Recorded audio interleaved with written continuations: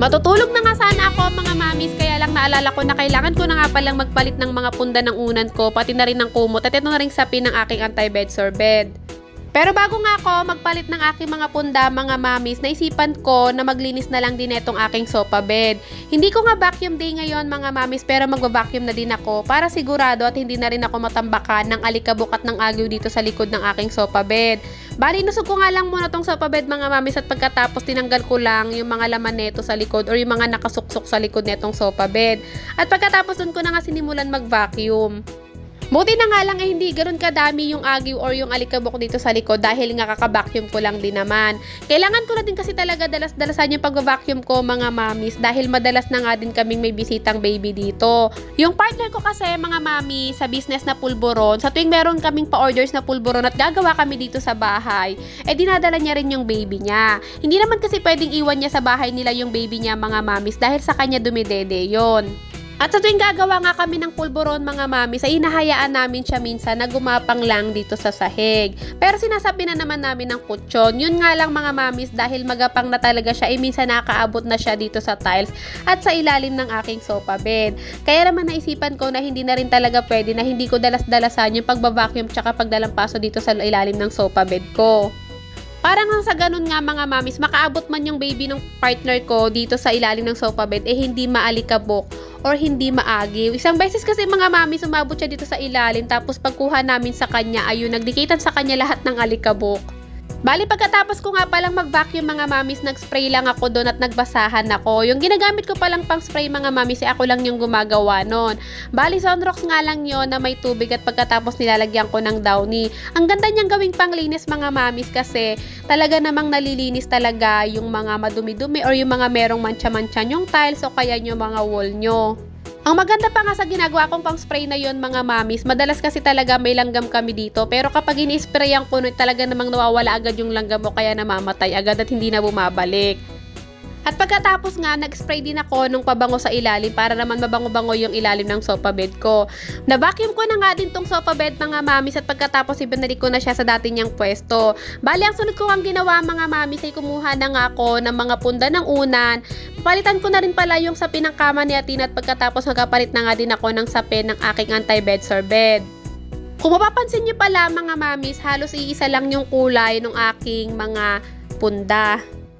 Iisa lang din yung mga design nila mga mamis, kaya naman sa tuwing nagvo-vlog ako, kung mapapansin nyo, parang akala nyo hindi ako nagpapalit ng punda at saka ng sapin ng aking anti-bed sore bed.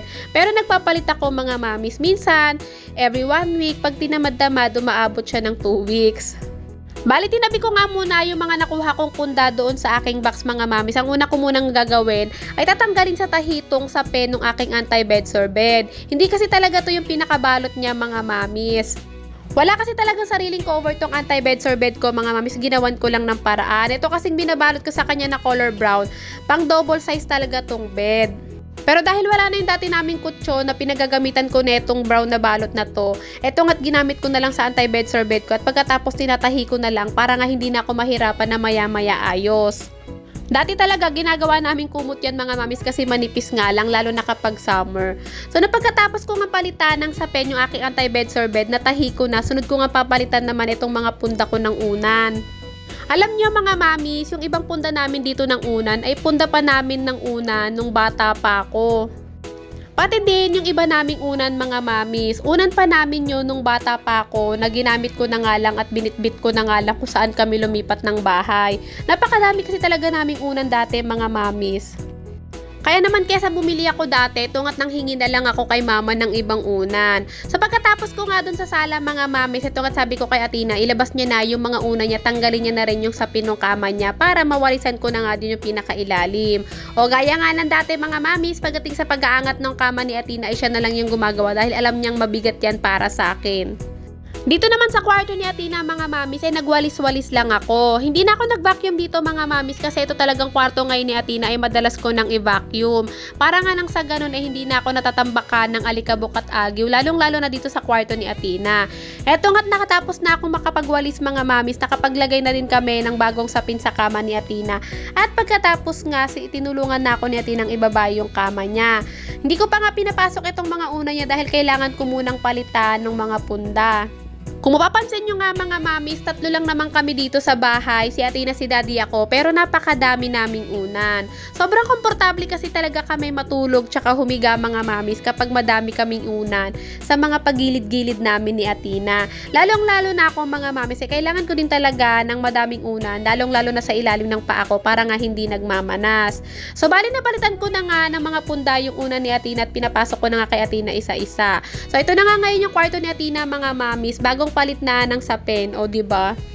Mas masarap talagang matulog mga mamis kapag bagong palit yung sapin ng kama mo, no, o kaya ng higaan mo. At dahil nga sinipag naman na din ako mga mamis, ito nga tinuloy-tuloy ko na. Nilabhan ko na nga din yung uniform ni Athena para naman sa linggo ay paplantsahin ko na lang. Madalas talaga mga mamis, nilalaban ko tong uniform ni Athena linggo na at pagkatapos umaga ko na siya ng Lunes paplantsahin. Pero ngayon nga sinipag-sipag ang mamshi panay nyo, eto nga't nilabahan ko na din.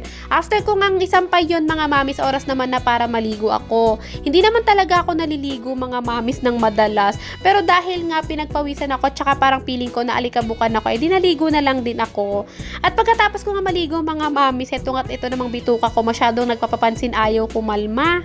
Pero hinayaan ko nga muna siya mga mamis. Bali magpapatuyo nga lang muna ako ng buhok at pagkatapos uminom lang ako ng tubig. At pag natuyo na nga yung buhok ko mga mamis, oras na para ako ay matulog na.